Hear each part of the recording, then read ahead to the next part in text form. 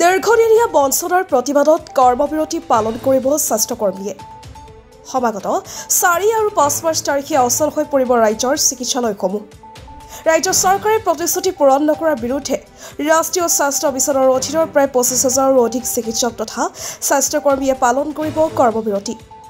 সমান্তৰালভাৱে শিৱসাগৰ জিলাতো হাজাৰো অধিক স্বাস্থ্যকৰ্মীয়ে বিৰত থাকিব কৰ্তব্যৰ পৰা সমকাম সমদৰমহা ন্যায্য প্ৰাপ্তিৰ পৰা বঞ্চিত চাকৰি নিয়মীয়াকৰণৰ প্ৰতিশ্ৰুতি পূৰণ নকৰাৰ বাবে কৰ্মবিৰতিৰ সিদ্ধান্ত জয়সাগৰস্থিত শিৱসাগৰ অসামৰিক চিকিৎসালয়ত অনুষ্ঠিত এক সভাত প্ৰস্তাৱ গ্ৰহণ ৰাষ্ট্ৰীয় স্বাস্থ্য মিছনৰ অধীনৰ স্বাস্থ্যকৰ্মীৰ কৰ্মবিৰতিৰ প্ৰতি চৰকাৰে সঁহাৰি নিদিলে ৰাজপথত চৰকাৰৰ বিৰুদ্ধে তীব্ৰ গণতান্ত্ৰিক আন্দোলন গঢ়ি তুলিব বুলি সদৰি কৰে অসম স্বাস্থ্য কাৰিকৰী কৰ্মচাৰী কল্যাণ সংস্থাই শিৱসাগৰৰ পৰা ৰজনীকান্ত পাংগিঙৰ ৰিপৰ্ট প্ৰতিদিন লাইভ অসম আমি শিৱসাগৰ জিলাৰ NHMত কৰ্মৰত কৰ্মচাৰীসকল আমি সমবেত হৈছোঁ আমি আজি এই এখন সাধাৰণ সভা অনুষ্ঠিত কৰিছোঁ এই সভাৰ জৰিয়তে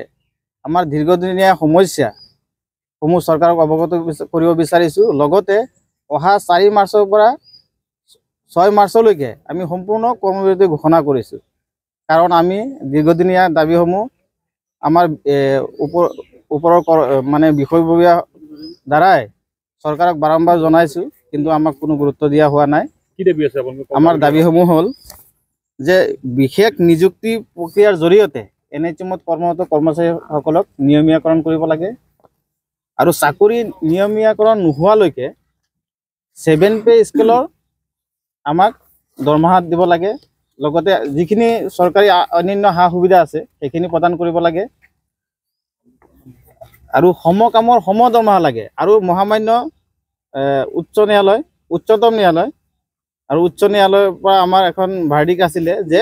সমকামৰ সমদৰমহা দিব লাগে যেহেতু আমি একেখিনি কামকে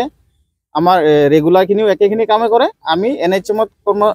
কৰ্মৰত কণ্ট্ৰেকচুৱেল কৰ্মচাৰী একেখিনি কামকে কৰোঁ সেইখিনি আমাৰ পূৰণ কৰিব লাগে নহ'লে আগত আৰু আগন্তুক দিনত আমি গোটেই অসমত NHM কৰ্মচাৰী মিলি গণতান্ত্ৰিকভাৱে আমাৰ প্ৰাপ্যৰ বাবে আন্দোলন কৰিবলৈ বাধ্য হওঁ এই আন্দোলন খালি আমাৰ শিৱসাগৰ জিলা নহয় আমাৰ অসমৰ প্ৰত্যেকখন জিলা পৰ্যায়ত ব্লক পৰ্যায়ত আন্দোলনখন হ'ব 4 তাৰিখৰ পৰা 6 তাৰিখলৈকে